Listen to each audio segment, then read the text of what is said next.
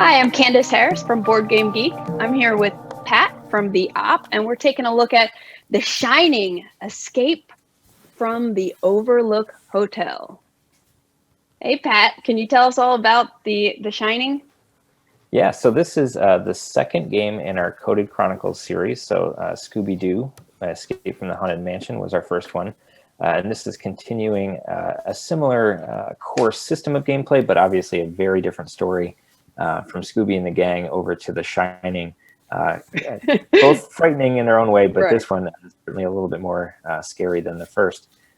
Both games use a similar core, as I said, and both were designed by Jay Cormier and Sun-Fung Lim, who are an all-star team in terms of not only the puzzles that they come up with for these games, but the way that they integrate narrative. And so when we decided we wanted to do a escape room style series of games with licenses at the Op, we knew that narrative was going to be a huge part of getting that right. And so just like in Scooby-Doo, you'll see there are these journal books in this game, and they're distributed among players, and they have a bunch of entries that all start with a 4-digit code. And as you play through the game, different puzzles you solve and different actions you take will direct you to read those entries in the journals, which will unlock different parts of the story. And so from the beginning, there's not a whole lot of setup to these games. You can really dive right in. Everything Lincoln has on the table there is everything you need to set out to play. The deck doesn't need to be shuffled. It all just stays in numbered order. Cool. And the rules will tell you basically turn to entry 1000 and start reading. And that will be a longer sort of chunk of story text that sets the stage for what point in the movie are we starting at, what's going on, who are you and what are you doing. And then it will have some instructions that will say, maybe reveal a numbered card or reveal a room tile, or the always interesting open one of those envelopes to the right there, which will have all kinds of different components in it that will be used in some way, shape, or form to solve a puzzle. So to start, and we can show a little bit, I don't want to spoil too much of the game for folks who want to play it, of course, but we'll show room tile 1, which is the kitchen, because it really is where the whole game starts. After reading the first entry, you'll be directed to reveal this tile. And as you can see, there's all kinds of 3-digit and 2-digit numbers on this room. And the rules tell you that you can use a character standee and line up their number, as Lincoln's doing there, with a code to basically represent the character, in this case, Danny, using that action, which is to look at whatever is on that space. And so to figure out what happens when you do that, you flip the code 3101 and read the text, which might be a dead end. It might give you a little bit of a penalty, or it might be something that progresses the story forward, giving you new cards, which might have items or puzzles or things that help the story progress. And then the 2-digit codes in this one, and these characters are double-sided, which is a little bit different from Scooby, so they have different actions on the front and back. A 2-digit code means that you need an item card or something to go with it. So in this case, we see Wendy can use things. So if she had an object with a single digit on it, she could use her number 2 plus the number from the object, and then that 2-digit 13 code that we see over to the right, which would form a new 4-digit code. So there's all these different ways to get the 4 digits, but always referring you back to the journals, which have dialogue and story text. And for Shining fans, some nods to some of the deeper lore that's behind the movie, as well as the big ticket moments that we all remember from the film. Yeah, so how many players can play The Shining? Because it looks like there are just 2 main characters, whereas in Scooby-Doo, I think there were 5 that you could be. Like, how does that work with player count? When we were first kind of tackling this, we were looking at a couple different IPs at the same time, and one of the things we realized is that some IPs have one main character that should be doing all the action, and others might have the whole Mystery Inc. gang that's going around. And so the idea behind it here is to always have enough of those journals that even if you only have one character that's moving around the board, even with Wendy's, her codes start with a 1 or a 2. Those codes will be in different books. And so you can have multiple players reading and sharing those books. Or if you're so inclined, you can play through the whole series yourself. as a solo experience.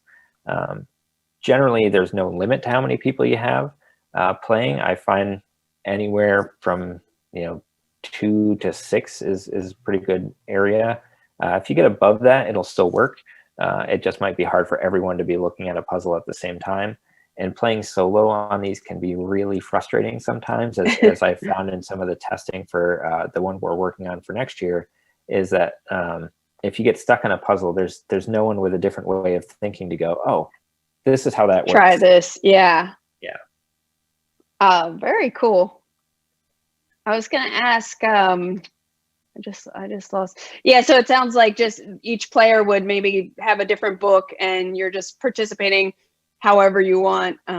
But generally you're just moving a character to one of the rooms on one of the sides and then looking up the code and just getting information and then eventually building out different rooms and Right, exactly. Similar to Scooby-Doo. Okay.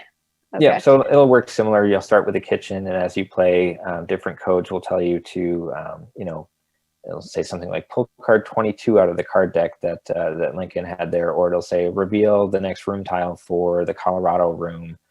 So you can see all those have a sort of number code in the upper left, and so you would then reveal a card. Sometimes the clues will say, you're done with this card, you can clear it from the table.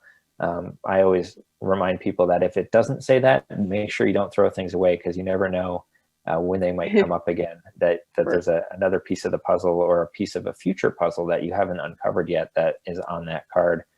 But there's a lot of discussion, and that to me is what makes these games fun, is sort of figuring out like, well, should we try this code, or should we maybe do something else that seems a little more to the point? And just like with Scooby-Doo, where you have sort of a scoring mechanism of the Scooby snacks, where every time you do something that's maybe not moving in the right direction or is wasting time, you took that penalty.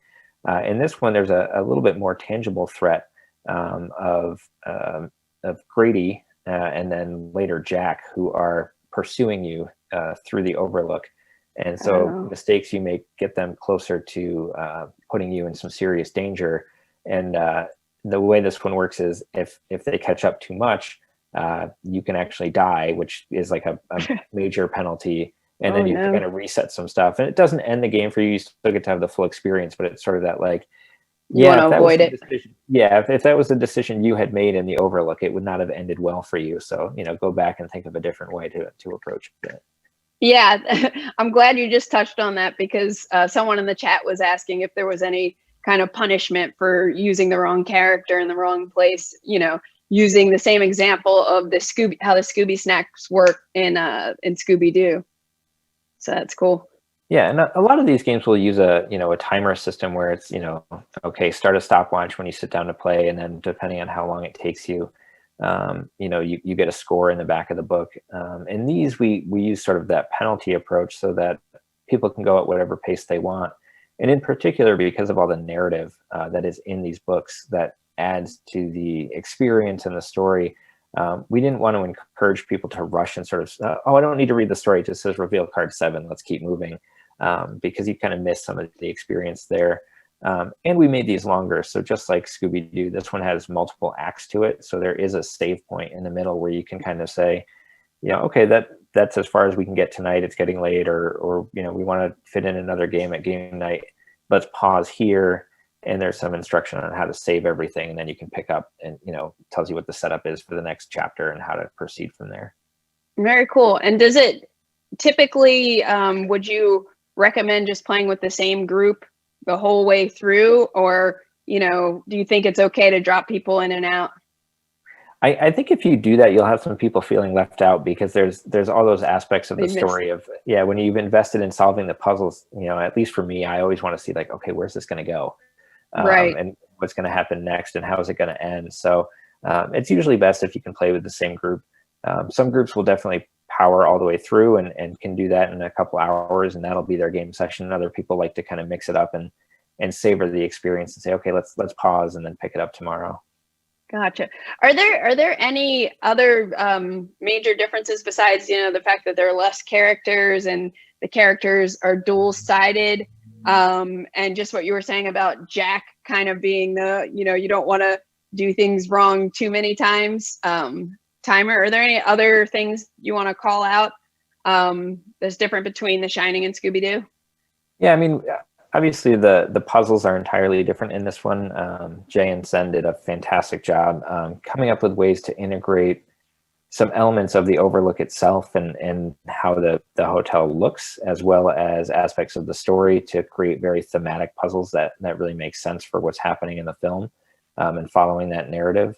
And then the other thing is, I would rate this one as a fair amount harder than the Scooby-Doo one. So for folks who have played Scooby-Doo, some of the puzzles in this one can be quite challenging, and that's somewhat reflective of the age grade of the properties. So Scooby-Doo can skew a little bit younger, and then Shining is meant for an older audience. So we wanted to sort of speak to that age difference and make sure that there was ample challenge for anyone diving into this. Yeah, I was just going to ask that about the age range, recommended age range for The Shining. You know, obviously certain age kids shouldn't be watching that movie. Right. But where do you guys set the age range for this one? I'm trying to remember if we ended on 15 or 17 plus for this one. A lot of it comes down to the film itself, that we have to kind of adhere to some general guidelines for what the film was intended for. I don't know, the art in this one I really like, and it does have some very Shining aspects to it, but it's not overly done, if that makes sense. In terms of there's definitely some indications that violence has occurred, but it's not overly realistic in any way. Okay. But I would leave it to different groups to kind of choose who among their friends is ready for that, and who might prefer Scooby or one of the ones we release in the future. That's what I was secretly trying to decide if it's going to be too scary for me. It sounds like it's cool. It was fun when we were working on it, because there were people in the office who were like, I'll play it as long as I don't have to watch the movie first. And it's like, right. I mean, yeah, you can. If you've never seen The Shining, you can play all the way through this. But if you have seen the film, a lot of those big moments are going to hit harder, because you're going to have that image in the back of your mind of what happened in that scene and how things were kind of playing out. Or even if you've read the book, you're going to have some of those same connections. And in some cases, some maybe even deeper nods of, oh yeah, that was subtle in the film, but if you've read the book, I know exactly what this is all about and why this puzzle is that element or that piece. Very cool. Thanks, Pat. We have just about a minute left.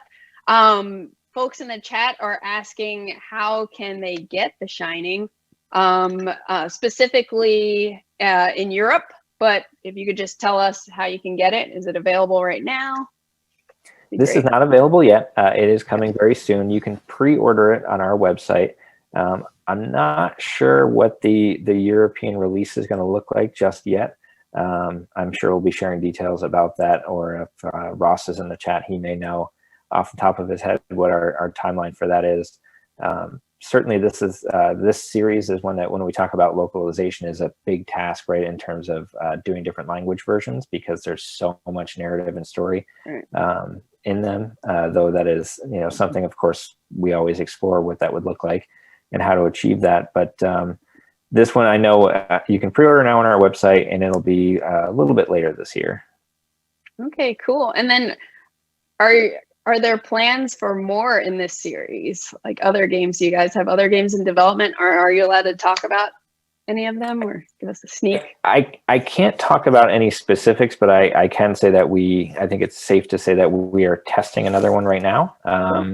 That is very, very fun, but we can't share anything about what it's going to be, and that'll be released sometime next year. Awesome. Okay, cool. Well, thank you again, Pat, for giving us a look at The Shining: Escape from the Overlook Hotel. My pleasure. Thank you.